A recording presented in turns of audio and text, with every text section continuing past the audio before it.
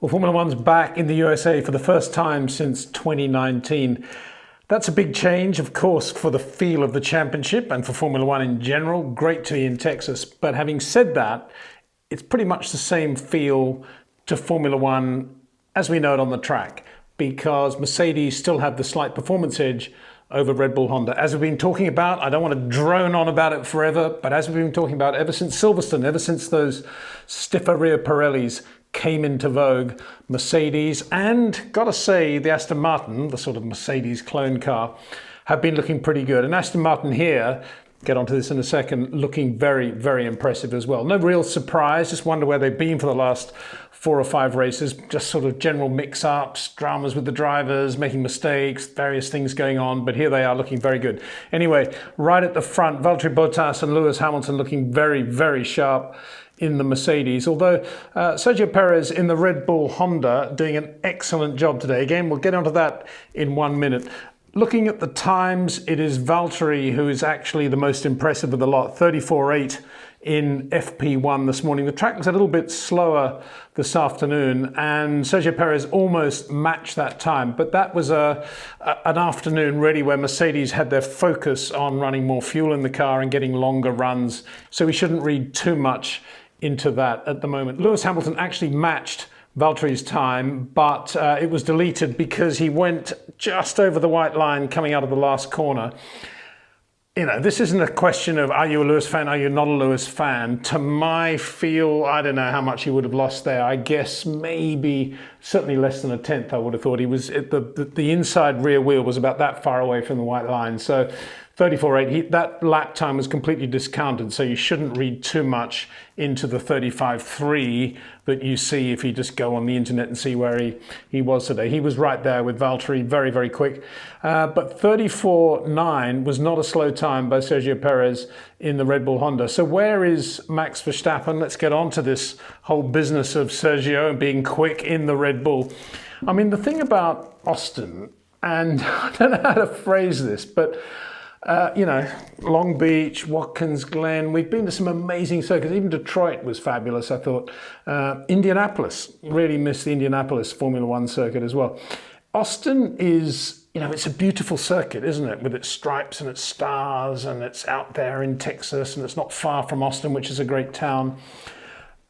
But for me, it's never, I don't know, there's something about the track that doesn't reward the great Grand Prix drivers, by which I mean there isn't a corner there where if you get it absolutely perfectly, and it's a really difficult corner, it's a change of direction or whatever it is, medium, high speed, there's a straight afterwards to reward you. That doesn't happen in Austin, and I think that's always been my issue with the circuit. There's some lovely corners there, particularly the first part of the S's, which are really, really quick, as Charles Leclerc found out when he spun today there.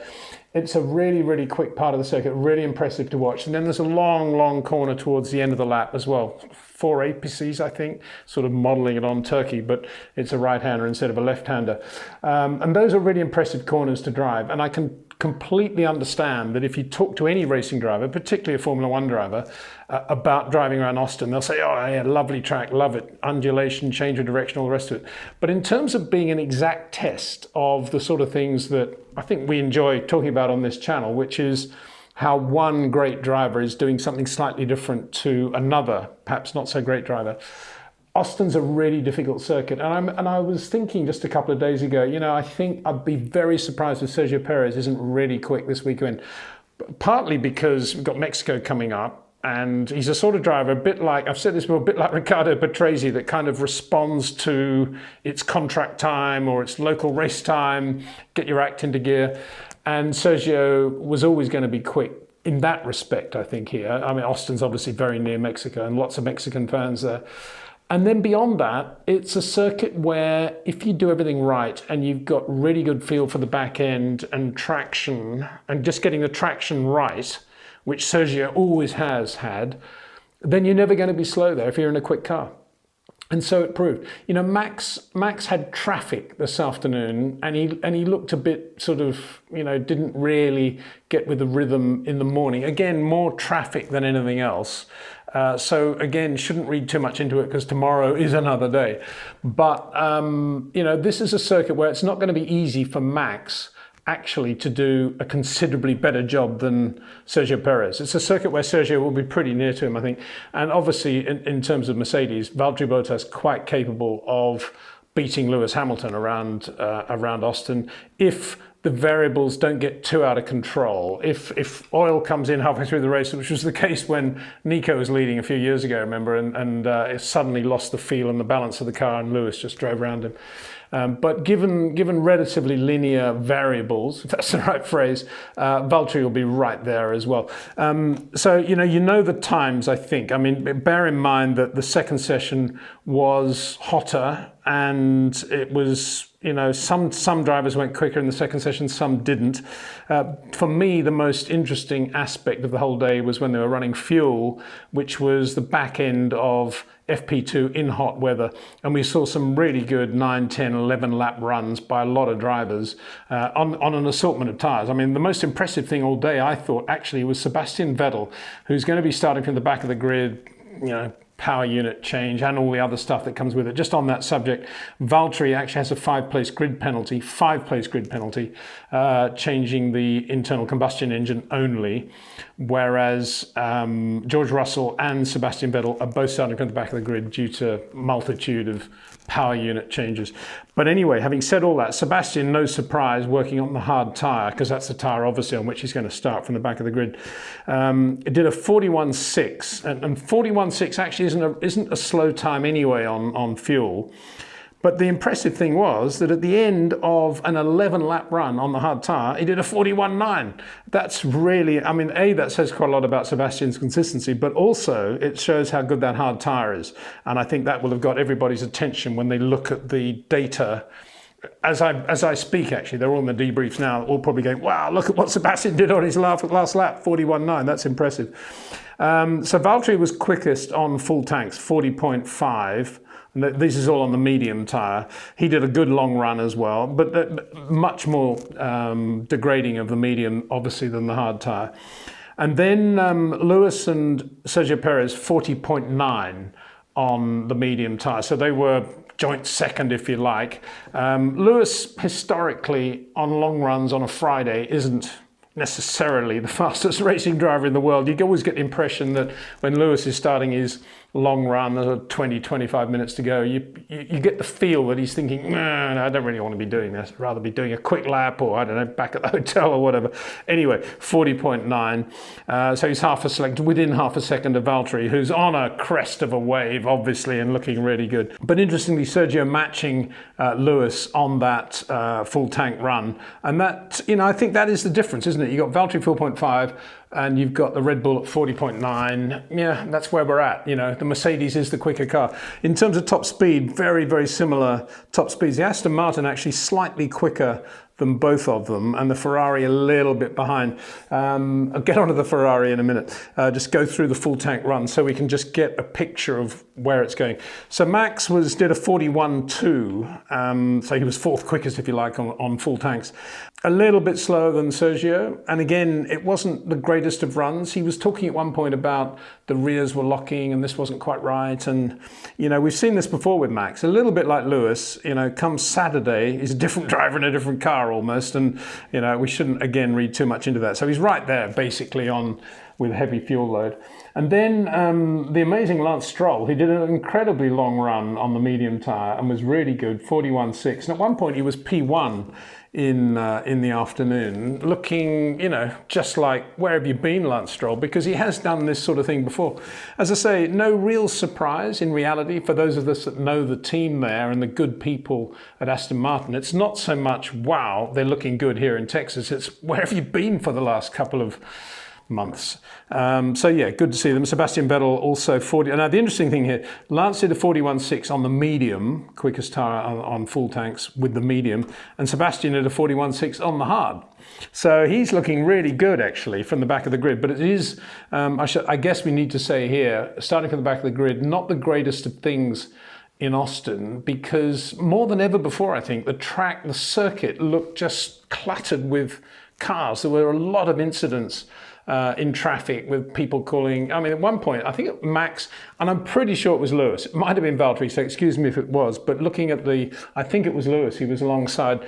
He came out of the last corner, and Lewis sort of assumed that Max would back off, I think, and Max thought he was on a quick run, and they both sort of came out. Max all four wheels off the track, and they accelerated that pit straight, and eventually Max gave Lewis the hairpin, and then said something like "what an idiot" or something like that. There's quite a lot of mention of idiots today. None from Yuki Tsunoda that I heard, which was good, but quite a lot of other idiots that were being highlighted with all incidents in traffic, which wasn't great to see. But again, to reiterate the point, Austin suddenly seems to be a circuit which bunches the cars, and there are clutters of cars now, and lots of drivers going slowly the last couple of corners just to try to get a clear lap, and Max was, I think, one of the drivers that never really got a clear run all day, particularly on the soft tyre in the afternoon. He just gave up on that in the end, just never got a lap in.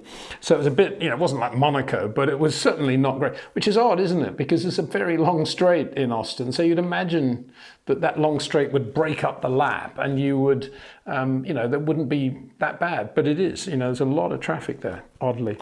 And then I should give a mention to Carlos Sainz, who was on the soft tyre and did a long run on the soft tyre, 41.8. Which was pretty good. I mean, Charles Leclerc did a 41.7 on the medium. Now let's talk about Ferrari, because this is the first race, of course, for them since Austin, the dreaded Austin 2019, when the engine regulations changed during the course of the weekend, and they haven't won a race since, as we all know. So for them, it was like, whoa, coming back to Austin, bad vibe here. And they didn't look great, actually, the Ferraris. They looked to be pretty, watching Leclerc near the end, he was on a set of softs, going through the S's, it was like, whoa, you really had to suck the breath in there and just hold your breath and watch him on the absolute limit. And as I say, it's a weird corner, that, because if you take the Suzuka S's and you're rewarded with that lovely run at the top of the hill, through Dunlop, the left-hander, and then down towards the two Degners. But here you get the S's absolutely right, and you slow down to a slower part of the S's, sort of down to fourth gear towards the end, which is just very, I imagine it's very frustrating, actually, if you got the first couple of corners absolutely perfect.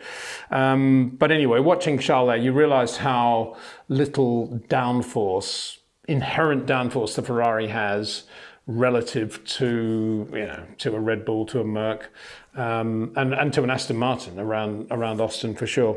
So Ferrari's 8th and 9th, if you like, or 7th and 8th on full tanks, which is they were doing Fernando Alonso, Lando Norris time. Oh, did I say Lando Norris, Fernando Alonso in the same breath? I did. Lando didn't look great on full tanks. 41.9. Just a reminder, Ferrari's doing 41.8, 41.7, and Bottas and Hamilton 40.5, 40.9. So McLaren on full tanks, not great. And Lando, having done a very good job on the soft tyre, it looked like they were struggling a bit with fuel. So we'll have to see tomorrow, obviously, what they do there to make changes and magically for them to be really quick on fuel. But they'll probably qualify really well, which is half the battle, of course. Around Austin. And a little bit like Aston Martin, they spread the load. Lando was on the medium tyre, and Daniel Ricciardo pretty good actually on the soft tyre in his long run, 41.8. And then right at the end, he went on a new set of softs and did a mid 40, which wasn't bad. Well, it's the same time that Bottas is doing with fuel in the car. So, that's about where McLaren are. They don't look as competitive as normal. And they don't look the same either, because is it just me, or is this the first race where they haven't had the Husky, either the Husky gear or Husky chocolate logo on the back of the rear wing? Just got used to that. I wonder what's happening there. And maybe just the American market, I don't know. Just a couple of other final notes from Friday in Austin. Good to see that Williams have signed Logan Sargent, the young American, into their driver academy. Always been a fan of Logan Sargent's. Got a lot of talent, I think. And I was a bit concerned because he stayed in Formula 3 this year and left Prema and hasn't had a brilliant year. He won a race, but he hasn't looked like a consistent race winner. There's not that much attention paid to Formula 3 anyway. And when you're a driver that's been winning relatively consistently and suddenly you stop doing it, it's very easy for you just to fall by the wayside. So full marks to Williams for giving Logan a chance, because this guy does have a lot of talent, and I've been banging on about this for a long time as well. We need Americans in Formula One. It's one thing to take Formula One to America, and it's brilliant to see. Equally, we need Americans in Formula One. That's what's really going to change things. Young, good Americans, and Logan Sargent is one of those. And the other thing, I just thought I'd give a shout out to Fernando Alonso. He did a good job at the beginning of practice in the first session when, after about 2 laps, there was some sort of drama with the I don't know if it was a power unit, but it was certainly fluid was leaking from under the Alpine, and they told him to switch the engine off going into the hairpin. But classic, Fernando did a perfect job of just parking it right in the middle of the runoff area, so they had to bring out the red flag and get the car back, so that he was out before the end of the session, actually. So very good job by Alpine and by Fernando. Everybody else is probably a bit annoyed to have lost a bit of time on that. And the reason I wanted to mention Fernando is that he's repainted his helmet for this race in honor, if that's the right word, of the island of La Palma, which is one of the Canary Islands. It's got this horrendous volcano still churning out lava, and Fernando's helmet acknowledges that and says a lot really for a Spanish driver, I think, to be doing that. And then finally, Lewis Hamilton, good to see you finally got it together, man, with your fashion, and you copied my orange glasses. Brilliant. Yeah, okay. So tomorrow, another day, and it is qualifying day, of course, for the US Grand Prix in Austin. See you then.